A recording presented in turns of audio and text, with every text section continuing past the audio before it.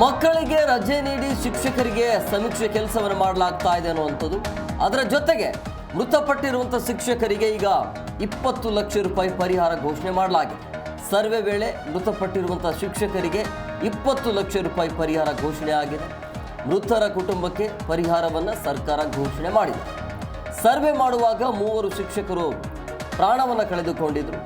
ನಾಗಮೋಹನ್ ದಾಸ್ ವರದಿಯಲ್ಲಿ 15 ಲಕ್ಷ ಇದೆ, ಆದರೆ ನಾವು ಮೃತ ಕುಟುಂಬಗಳಿಗೆ 20 ಲಕ್ಷವನ್ನು ನೀಡ್ತೀವಿ, ಅಂದರೆ 5 ಲಕ್ಷ ಜಾಸ್ತಿ ಕೊಡ್ತೀವಿ ಅಂತ OBC ಮೀಟಿಂಗ್ ಆದ ಬಳಿಕ CM ಸಿದ್ದರಾಮಯ್ಯ ಘೋಷಣೆ ಮಾಡಿದರು. ಸರ್ವೆ ಕಾರ್ಯ ನಡೆಯುವಾಗ 3 ಜನ ಸತ್ತಿದ್ದಾರೆ. 3 ಜನ ಇಬ್ಬರು 3 ಜನ 3 ಜನ ಅವ್ರಿಗೆಲ್ಲರಿಗೂ ಕೂಡ 20 ಲಕ್ಷ ರೂಪಾಯಿಗಳನ್ನು ಪರಿಹಾರ ಕೊಡ್ತೀವಿ. ಈ ಸರ್ವೆ ಕಾರ್ಯ ನಡೆಯುವಾಗ 3 ಜನ ಸತ್ತಿದ್ದಾರೆ. 3 ಜನ ಇಬ್ಬರು 3 ಜನ 3 ಜನ ಅವ್ರಿಗೆಲ್ಲರಿಗೂ ಕೂಡ 20 ಲಕ್ಷ ರೂಪಾಯಿಗಳನ್ನು ಪರಿಹಾರ ಕೊಡ್ತೀವಿ. ಈ ಬಗ್ಗೆ ಮತ್ತಷ್ಟು ಮಾಹಿತಿ ನೀಡ್ತಾರೆ ನಮ್ಮ ಪ್ರತಿನಿಧಿ ರಾಜಪ್ಪ, ನೇರ ಸಂಪರ್ಕದಲ್ಲಿದ್ದಾರೆ. ರಾಜಪ್ಪ, ಈಗ ಪ್ರಮುಖವಾಗಿ ನೀವು ನಿನ್ನೆ ಕೂಡ ಹೇಳಿದ್ರಿ, ಅಂದರೆ ಅಪೂರ್ಣ ಆಗುವಂಥ ಎಲ್ಲ ಸಾಧ್ಯತೆ ಕಂಡು ಬರ್ತಾ ಇದೆ. ಸಂಪೂರ್ಣವಾಗಿ ವರದಿ ಆಗಬೇಕು ಅಂತ ಹೇಳಿದ್ರೆ ಇನ್ನು 4 ರಿಂದ 5 ದಿನ ಬೇಕಾಗಬಹುದು ಅಂತೇಳಿ ಈಗ 10 ದಿನಕ್ಕೆ ಅದನ್ನು ಮುಂದಕ್ಕೆ ಹಾಕಲಾಗ್ತಾ ಇದೆ. ಬಟ್ ವಿದ್ಯಾರ್ಥಿಗಳಿಗೆ ಅವರ ವಿದ್ಯಾರ್ಥಿಯ ದೃಷ್ಟಿಕೋನದಿಂದ, ಭವಿಷ್ಯದ ದೃಷ್ಟಿಕೋನದಿಂದ ಏನಾದರೂ ಎಫೆಕ್ಟ್ ಆಗುವಂಥ ಸಾಧ್ಯತೆ ಇದೆಯಾ? 10 ದಿನಗಳ ಕಾಲ ಮುಂದಕ್ಕೆ ಹಾಕಿರೋದು. ಅದರ ಜೊತೆಗೆ ಮೃತಪಟ್ಟಿರುವಂಥ ಶಿಕ್ಷಕರಿಗೆ 20 ಲಕ್ಷ ರೂಪಾಯಿ ಪರಿಹಾರ ಕೂಡ ಘೋಷಣೆ ಮಾಡಲಾಗಿದೆ.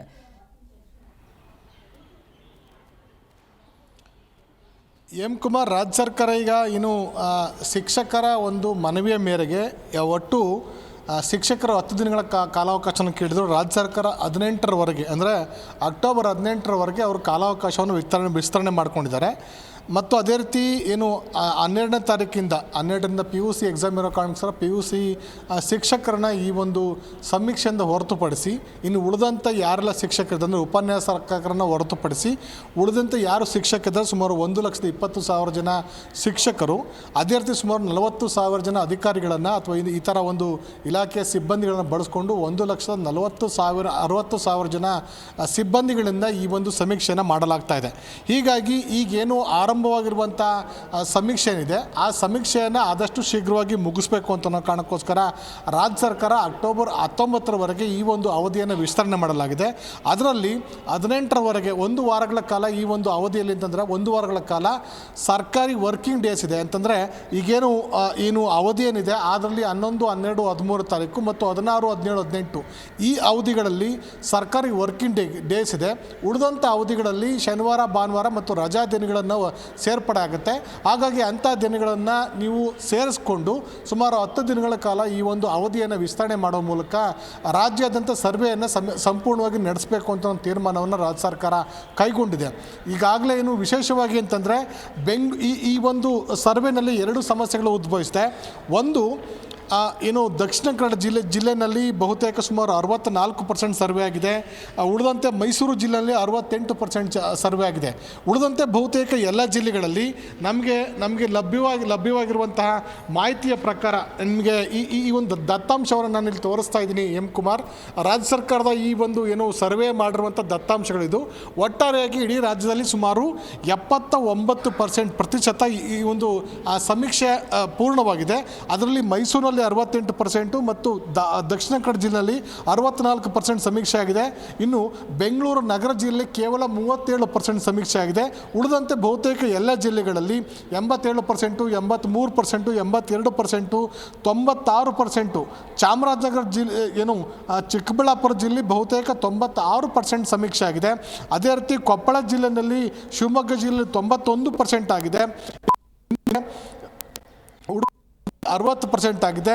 ಅದೇ ರೀತಿ ಯಾದಗಿರಿ ಜಿಲ್ಲೆಯಲ್ಲಿ 84%. ಈ ಥರ ಜಿಲ್ಲೆಗಳಲ್ಲಿ ಮಂಡ್ಯ ಜಿಲ್ಲೆಯಲ್ಲಿ ಸುಮಾರು ಮಂಡ್ಯ ಮತ್ತು ಕೊಪ್ಪಳ ಜಿಲ್ಲೆಯಲ್ಲಿ 97% ಸರ್ವೆ ಆಗಿದೆ. ಹೀಗಾಗಿ ನಾವು ಈ ಸರ್ವೆನ ಗಮನಿಸಿದಲ್ಲಿ ಗಳಲ್ಲೂ ಕಂಪ್ಲೀಟ್ ಆಗಿದೆ. ಆದರೆ ಬೆಂಗಳೂರು ನಗರ ಪ್ರದೇಶದಲ್ಲಿ ಇನ್ನೂ ಸಹ ಸರ್ವೆ ಪೂರ್ಣ ಪ್ರಮಾಣದಲ್ಲಿ ಆಗದೇ ಇರೋ ಕಾರಣಕ್ಕೋಸ್ಕರ ಆ ಸಮಸ್ಯೆ ಉದ್ಭವಿಸಿದೆ. ನಮ್ಮಲ್ಲಿ ಸಿಕ್ಕಿರುವಂಥ ದತ್ತಾಂಶವರ ಮಾಹಿತಿಯಲ್ಲಿ ನಾನು ಪ್ರದರ್ಶನ ಮಾಡ್ತಾ ಇದ್ದೇನೆ. ಇದು ಬೆಂಗಳೂರು ನಗರದ 5 ಮಹಾನಗರ ಪಾಲಿಕೆಯ ವ್ಯಾಪ್ತಿನಲ್ಲಿ ಸರ್ವೆಯನ್ನು ಮಾಡಲಾಗಿದೆ. ಆ ಸರ್ವೆ ಅಂಕಿಅಂಶಗಳ ಪ್ರಕಾರ ಸುಮಾರು ಕೇವಲ 7.02 ಅಂದರೆ ಅತ್ಯಂತ ಕಡಿಮೆ ಪ್ರಮಾಣದಲ್ಲಿ ಸರ್ವೆಯನ್ನು ಮಾಡಿರುವಂಥ ಮಾಹಿತಿ ಲಭ್ಯವಾಗ್ತಾ ಇದೆ. ಒಂದು ದಿನಕ್ಕೆ ಒಬ್ಬ ಎನ್ಯುಮರೇಟರ್ ಒಂದು ಮನೆಗಳನ್ನು ಸಹ ಪೂರ್ಣಗೊಳಿಸೋಕ್ಕೆ ಸಾಧ್ಯವಾಗಿಲ್ಲ. ಯಾಕಂದರೆ ಬಹುತೇಕ ಸಾರ್ವಜನಿಕರುಗಳು ಇಲ್ಲಿ ಬೆಳಗ್ಗೆ ಮನೆಯಿಂದ ತೆರಳಿ ತಡರಾತ್ರಿ ಬರ್ತಾರೆ. ಮನೆಯಲ್ಲಿ ಇದ್ದಂಥವ್ರನ್ನ ನಾವು ಈ ಒಂದು ಮಾಹಿತಿಯನ್ನು ಪಡ್ಕೊಳ್ಬೇಕಾಗತ್ತೆ. ಕೆಲವರು ಮಾಹಿತಿಯನ್ನು ಕೊಡ್ತಾರೆ, ಕೆಲವು ಮಾಹಿತಿಯನ್ನು ಕೊಡೋದಿಲ್ಲ. ಕೆಲವು ಕಡೆಗಳಲ್ಲಿ OTP ಜನರೇಟ್ ಆಗುತ್ತೆ, ಕೆಲವು ಕಡೆ ನೆಟ್ವರ್ಕ್ ಸಮಸ್ಯೆ ಆಗುತ್ತೆ. ಇನ್ನು ಕೆಲವು ಕಡೆಗಳಲ್ಲಿ ಅವ್ರ ಆಧಾರ್ ಇರ್ಬೋದು, ಬೇರೆ ದಾಖಲೆಗಳನ್ನು ಸಲ್ಲಿಕೆ ಮಾಡಲಿಕ್ಕೆ ನಿರಾಕರಣೆ ಮಾಡ್ತಾರೆ. ಹೀಗಾಗಿ ಬೆಂಗಳೂರಿನಲ್ಲಿ ಇದುವರೆಗೆ ಕೇವಲ 7% ಮಾತ್ರ 37% ಮಾತ್ರ ಸಮೀಕ್ಷೆಯನ್ನು ಆಗಿದೆ ಅಂತ ಮಾಹಿತಿಯನ್ನು ಮಾಹಿತಿಯನ್ನು ಇಲಾಖೆ ನೀಡ್ತಾ ಇದ್ದಾರೆ. ಒಟ್ಟಾರೆಯಾಗಿ ಮತ್ತು ಈ ಒಂದು ಸಮೀಕ್ಷೆಯಲ್ಲಿ ಯಾರೆಲ್ಲ ಭಾಗವಹಿಸಿದ್ರು ಸುಮಾರು 3 ಜನ ಶಿಕ್ಷಕರು ಅವರು ಭಾಗವಹಿಸಿದ ಸಂದರ್ಭದಲ್ಲಿ ಹೃದಯಾಘಾತದಿಂದ ಕೆಲವರು ಮೃತಪಟ್ಟರೆ, ಕೆಲವು ಬೇರೆ ಬೇರೆ ಕಾರಣಗಳಿಂದ ಮೃತಪಟ್ಟಿದ್ದಾರೆ. ಅವರಿಗೆ ರಾಜ್ಯ ಸರ್ಕಾರ ಸುಮಾರು 20 ಲಕ್ಷ ಪರಿಹಾರವನ್ನು ಕೊಡಲಿಕ್ಕೆ ತೀರ್ಮಾನ ಕೈಗೊಂಡಿದೆ. ಅದರಲ್ಲಿ 15 ಲಕ್ಷ ಹಿಂದಿನ ನಾಗಮೋಹನ್ ದಾಸ್ ಅವರ ಕಮಿಟಿಯವರು 15 ಲಕ್ಷ ಪರಿಹಾರವನ್ನು ಕೊಟ್ಟಿದ್ದರು. ಆದರೆ ಮುಖ್ಯಮಂತ್ರಿಗಳು ಈ ಬಾರಿ ಹೆಚ್ಚುವರಿಯಾಗಿ 5 ಲಕ್ಷ ಸೇರ್ಪಡೆ ಮಾಡಿಕೊಂಡು ಒಟ್ಟು 20 ಲಕ್ಷ ಪರಿಹಾರ ಕೊಡಲಿಕ್ಕೆ ತೀರ್ಮಾನವನ್ನು ಕೈಗೊಂಡಿದ್ದಾರೆ. ಮತ್ತು ಯಾರೆಲ್ಲ ಶಿಕ್ಷಕರು ಆ ಒಂದು ಸಮೀಕ್ಷೆಗೆ ತೆರಳುವಂಥ ಸಂದರ್ಭದಲ್ಲಿ ಗಾಯಗೊಂಡಿರೋರು, ಕೆಲವು ಕಡೆ ದಾಳಿಗಳಾಗಿರುವಂಥದ್ದು, ಸಾರ್ವಜನಿಕರಿಂದ ಹಲ್ಲೆಗಳಾಗಿರುವಂಥವ್ರಿಗೂ ಸಹ ರಾಜ್ಯ ಸರ್ಕಾರ ಕ್ರಮವನ್ನು ಕೈಗೊಂಡು ಅವ್ರ ವಿರುದ್ಧ ಅವ್ರಿಗೆ ಆಗಿರುವಂಥ ಸಮಸ್ಯೆಗಳನ್ನ ಪರಿಹರಿಸುವ ನಿಟ್ಟಿನಲ್ಲಿ ರಾಜ್ಯ ಸರ್ಕಾರ ಎಲ್ಲ ಅಗತ್ಯ ಕ್ರಮಗಳನ್ನು ಕೈಗೊಳ್ತೇವೆ ಅಂತ ಸೂಚನೆ ಕೊಟ್ಟಿದ್ದಾರೆ. ಹೀಗಾಗಿ ಈಗೇನು ರಾಜ್ಯ ಸರ್ಕಾರದ ಮಹತ್ವಾಕಾಂಕ್ಷಿ ಈ ಒಂದು ಜಾತಿ ಸಮೀಕ್ಷೆ ಅಥವಾ ಸಾಮಾಜಿಕ ಶೈಕ್ಷಣಿಕ ಆರ್ಥಿಕ ಸಮೀಕ್ಷೆ ಇದೆ, ಸಮೀಕ್ಷೆಯನ್ನು ಶತಾಯಗತಾಯ ಪೂರ್ಣಗೊಳಿಸಬೇಕು ಅಂತ ಬಗ್ಗೆ ಮುಖ್ಯಮಂತ್ರಿಗಳು ತೀರ್ಮಾನ ಕೈಗೊಂಡು ದಿನಾಂಕವನ್ನು ವಿಸ್ತರಣೆ ಮಾಡಿದ್ದಾರೆ. ಮತ್ತು ಇಲ್ಲಿ ಇನ್ನೊಂದು ಮಹತ್ವದ ಅಂತಂದರೆ ಮಧುಸೂದನ್ ನಾಯಕ್ ಅವರು ಆಯೋಗದ OBC ಆಯೋಗದ ಅಧ್ಯಕ್ಷ ಅಂತ ಮಧುಸೂದನ್ ನಾಯಕ್ ಅವರು ಪತ್ರಿಕಾಗೋಷ್ಠಿಯಲ್ಲಿ ಮಾತನಾಡ್ತಾ ಇದ್ದಂಥರು ರಾಜ್ಯಾದ್ಯಂತ ಹಲವು ಕಡೆಗಳಲ್ಲಿ ನಾವು 60 ಪ್ರಶ್ನೆಯನ್ನು ಕೇಳಲಾಗಿದೆ. ಆ 60 ಪ್ರಶ್ನೆಗಳ ಅಗತ್ಯತೆ ಏನಿದೆ ಅಂತ ಅನ್ನೋ ಪ್ರಶ್ನೆಯನ್ನು ಸಾರ್ವಜನಿಕರು ತುಂಬ ಜನ ಕೇಳಿದ್ದಾರೆ. ಮತ್ತು ತಮ್ಮ ವೈಯಕ್ತಿಕ ಮಾಹಿತಿಯನ್ನು ಕೆಲವರು ಬ್ಯಾಂಕ್ ದಾಖಲೆ ಇದೆಯಾ, ನಿಮ್ಮ ಬಳಿ ಚಿನ್ನ ಇದೆಯಾ, ನಿಮ್ಮ ಮೇಲೆ ದೂರು ದಾಖಲಾಗಿದೆಯಾ, ನಿಮಗೆ ಆಸ್ತಿ ಎಷ್ಟಿದೆ ಅಂತ ಅನ್ನೋ ಮಾಹಿತಿಗಳನ್ನು ಕೆಲವರು ನೀಡಲಿಕ್ಕೆ ಹಿಂದೇಟನ್ನು ಹಾಕ್ತಾ ಇದ್ದಾರೆ. ಯಾರನ್ನೂ ಸಹ ನಾವು ಒತ್ತಾಯನ ಮಾಡೋದಿಲ್ಲ. ಅವರ ಅಗತ್ಯ ಬಿದ್ದರೆ ಮಾಹಿತಿಯನ್ನು ನೀಡಬಹುದು. ಅವರ ಆದಾಯದ ಬಗ್ಗೆ ಇರ್ಬೋದು, ಆಸ್ತಿ ಬಗ್ಗೆ ಇರ್ಬೋದು, ಎಷ್ಟಿದೆ ಅಂತ ನಾವು ಕೇಳೋದಿಲ್ಲ. ನೀವು ಎಷ್ಟು ಎಕರೆ ಜಮೀನಿದೆ, ಎಷ್ಟು ಆದಾಯ ಬರ್ತಾ ಇದೆ, ನಿಮ್ಮಲ್ಲಿ ಎಷ್ಟು kg ಚಿನ್ನ ಇದೆ ಅಂತ ನಾವು ಕೇಳ್ತಾ ಇಲ್ಲ. ನಿಮ್ಮಲ್ಲಿ ಚಿನ್ನ ಇದೆಯಾ ಅಂತಂದರೆ ನಿಮ್ಮಲ್ಲಿ ಮಾಹಿತಿ ಕೊಡುವಂಥ ಆಶಯ ಇದ್ದರೆ ನೀವು ಮಾಹಿತಿ ಕೊಡ್ಬೋದು, ಇಲ್ಲದಿದ್ದಲ್ಲಿ ಮಾಹಿತಿಯನ್ನು ನಾವು ಕೊಡೋದಿಲ್ಲ ಅಂತ ಹೇಳುವಂಥ ಅವಕಾಶ ಇದೆ. ಬಹುತೇಕ ಪ್ರಶ್ನೆಗಳನ್ನು ಸಾಮೂಹಿಕವಾಗಿ ಅಂದರೆ 60 ಪ್ರಶ್ನೆಗಳನ್ನು ನಗರ ಪ್ರದೇಶ ಮತ್ತು ಗ್ರಾಮೀಣ ಪ್ರದೇಶ ಎಲ್ಲ ಭಾಗದಲ್ಲಿ ಏಕರೂಪದಲ್ಲಿ ನಾವು ಪ್ರಶ್ನೆಗಳನ್ನು ಸಿದ್ಧಪಡಿಸಿದ್ದೇವೆ. ನಗರ ಪ್ರದೇಶದಲ್ಲಿ ನೀವು ಕುರಿ ಕೋಳಿ ಇದೆಯಾ, ನಿಮ್ಮದು ಹಸು ಸಾಕಿದ್ದಾರಾ, ನಿಮ್ಮ ಮನೆಯಲ್ಲಿ ಏನಿದೆ ಅಂತ ಕೇಳುವಂಥ ಪ್ರಶ್ನೆಗಳಿಗೆ ಅವರು ಉತ್ತರ ಹೇಳುವಂಥ ಅಗತ್ಯತೆ ಇಲ್ಲ. ಅದನ್ನು ನಿರಾಕರಣೆ ಮಾಡ್ಬೋದು ಅಥವಾ ಸ್ಕಿಪ್ ಮಾಡ್ಬೋದು. ಯಾಕಂದರೆ ನಮ್ಮ ಇಲ್ಲಿ ಅಂತಹ ಅವಕಾಶ ಇಲ್ಲ ಅಂತ ಗ್ರಾಮೀಣ ಭಾಗದಲ್ಲಿ ಅನ್ವಯ ಆಗುತ್ತೆ. ಹಾಗಾಗಿ ನಗರ ಪ್ರದೇಶ ಮತ್ತು ಗ್ರಾಮೀಣ ಪ್ರದೇಶಕ್ಕೆ ನಾವು ಪ್ರತ್ಯೇಕವಾಗಿ ಪ್ರಶ್ನೆಗಳನ್ನು ಸಿದ್ಧಪಡಿಸಲು ಹಾಕೋದಿಲ್ಲ. ಹಾಗಾಗಿ ಏಕರೂಪದಲ್ಲಿ ನಾವು ಪ್ರಶ್ನೆಗಳನ್ನು ಸಿದ್ಧಪಡಿಸಿದ್ದೇವೆ. ಆ ಏಕರೂಪ ಪ್ರಶ್ನೆಗಳನ್ನು ಅವರ ಅಗತ್ಯ ಬಿದ್ದಲ್ಲಿ ಅದು ಉತ್ತರ ಹೇಳ್ಬೋದು, ಇಲ್ಲದಿದ್ದಲ್ಲಿ ಅವರು ನಿರಾಕರಣೆ ಮಾಡ್ಬೋದು. ಅದು ಆಸ್ತಿ ಸಂಬಂಧಪಟ್ಟದ್ದಿರ್ಬೋದು, ಚಿನ್ನ ಸಂಬಂಧಪಟ್ಟದ್ದಿರ್ಬೋದು, ನಿಮ್ಮ ಮೇಲೆ ಮೊಕದ್ದಮೆಗಳು ದಾಖಲಾದ ಅಂತ ಅನ್ನೋ ವಿಷಯ ಇರ್ಬೋದು, ನಿಮ್ಮ ಆರೋಗ್ಯ ಸಮಸ್ಯೆ ಇದೆ ಅಂತ ಅನ್ನೋ ಬಗ್ಗೆ ಇರ್ಬೋದು, ಅಥವಾ ನಿಮ್ಗೆ ಯಾವ ರೋಗಗಳಿವೆ ಅಂತ ಅನ್ನೋದನ್ನು ಬಹಿರಂಗಪಡಿಸೋದಿರ್ಬೋದು. ಇವೆಲ್ಲಗಳನ್ನು ನಿಮ್ಮ ಅನುಕೂಲಕ್ಕೆ ತಕ್ಕಂತೆ ಹೇಳುವಂಥ ಇಚ್ಛೆ ಇದ್ದರೆ ನೀವು ಪ್ರಕಟ ಮಾಡ್ಬೋದು, ಇಲ್ಲದಿದ್ದಲ್ಲಿ ನಿರಾಕರಣೆ ಮಾಡ್ಬೋದು. ಆದರೆ ಈ ಎಲ್ಲ ಮಾಹಿತಿಯನ್ನು ನಾವು ತೆಗೆದುಕೊಂಡು ಏನು ಮಾಡ್ತೀವಿ ಅಂತಂದರೆ, ನಿಮ್ಮ ಕಾನೂನಾತ್ಮಕ ಸಮಸ್ಯೆಗಳಿದ್ದಲ್ಲಿ ಅಂದರೆ ನಿಮ್ಮಲ್ಲಿ ಯಾವುದಾದ್ರೂ ದೂರುಗಳಿದ್ದಲ್ಲಿ, ಕೋರ್ಟ್ ಕಟಕಟ ಇದ್ದಲ್ಲಿ ಕಾನೂನು ಆಯೋಗದಿಂದ ಅವರಿಗೆ ಹೆಲ್ಪ್ ಮಾಡಲಿಕ್ಕೆ ಅವಕಾಶ ಆಗುತ್ತೆ ಅಂತ ಅನ್ನೋ ಸದುದ್ದೇಶದಿಂದ ನಾವು ಪ್ರಶ್ನೆಗಳನ್ನು ಸಿದ್ಧ ಮಾಡಿದ್ದೇವೆ. ಹಿಂದೆ ಆಯೋಗ ಒಟ್ಟು 75 ಪ್ರಶ್ನೆಗಳನ್ನು ಸಿದ್ಧಪಡಿಸ್ಕೊಂಡಿತ್ತು. ಆದರೆ ಈಗ ಅದನ್ನು ನಾವು ಇಳಿಸಿ 60 ಪ್ರಶ್ನೆಗಳಿಗೆ ಬಹುತೇಕರು ರಾಜಕೀಯ ಕಾರಣಗಳಿಗೋಸ್ಕರ ವಿಶೇಷವಾಗಿ ವಿಪಕ್ಷಗಳಿರ್ಬೋದು ಮತ್ತು ಇತ್ತೀಚೆಗೆ DCM ಅವರು ಈ ರೀತಿ ಪ್ರಶ್ನೆಗಳು ಅನಾವಶ್ಯಕವಾಗಿವೆ, too much questions we are not able to answer ಅಂತ ಹೇಳಿದರು. ಅದನ್ನು ಇಲ್ಲಿ ರಿಪೀಟ್ ಮಾಡುವಂಥ ಅಥವಾ ಅದನ್ನು ಸ್ಪಷ್ಟೀಕರಣ ಕೊಡುವ ಕೆಲಸವನ್ನು ಆಯೋಗದ ಅಧ್ಯಕ್ಷ ಅಂತ ಮಧುಸೂದನ್ ನಾಯಕ್ ಮಾಡಿದರು. ಯಾರಿಗೆಲ್ಲ ಅಗತ್ಯತೆ ಇದೆ ಅವರು ಮಾಹಿತಿಯನ್ನು ನೀಡ್ಬೋದು, ಯಾರಿಗೆಲ್ಲ ಅಗತ್ಯತೆ ಇಲ್ಲ ಅಂತಂತಾರೆ ಅವರು ಪ್ರಶ್ನೆಗಳನ್ನು ಸ್ಕಿಪ್ ಮಾಡ್ಬೋದು. ಮತ್ತು ಆಧಾರ್ ಕಾರ್ಡ್ ಇರ್ಬೋದು ಅಥವಾ ಬ್ಯಾಂಕ್ ಡೀಟೇಲ್ಸ್ ಇರ್ಬೋದು, ಇವೆಲ್ಲವನ್ನು ಆಯೋಗ ತೆಗೆದುಕೊಂಡರೂ ಸಹ ಸಾರ್ವಜನಿಕವಾಗಿ ಈ ಒಂದು ಮಾಹಿತಿಗಳನ್ನು ಯಾವುದೇ ಕಾರಣಕ್ಕೂ ಬಹಿರಂಗಪಡಿಸೋದಿಲ್ಲ. ಮತ್ತು ಕೋರ್ಟ್ ಆದೇಶ ಸಹ ಇದೆ, ಯಾರ ವೈಯಕ್ತಿಕ ಮಾಹಿತಿಯನ್ನು ಸಹ ನಾವು ಬಹಿರಂಗಪಡಿಸೋಕ್ಕೆ ನಮಗೆ ಕಾನೂನಲ್ಲಿ ಅವಕಾಶ ಇಲ್ಲ. ಮತ್ತು ರಾಜ್ಯ ಸರ್ಕಾರಕ್ಕೂ ಸಹ ನಾವು ಇದನ್ನು ದತ್ತಾಂಶಗಳನ್ನು ನಾವು ಶೇರ್ ಮಾಡೋದಿಲ್ಲ ಅಂತ ಅನ್ನೋದನ್ನು ಅವರು ದೃಢಪಡಿಸುವಂಥ ಕೆಲಸವನ್ನು ಮಾಡಿದ್ದಾರೆ.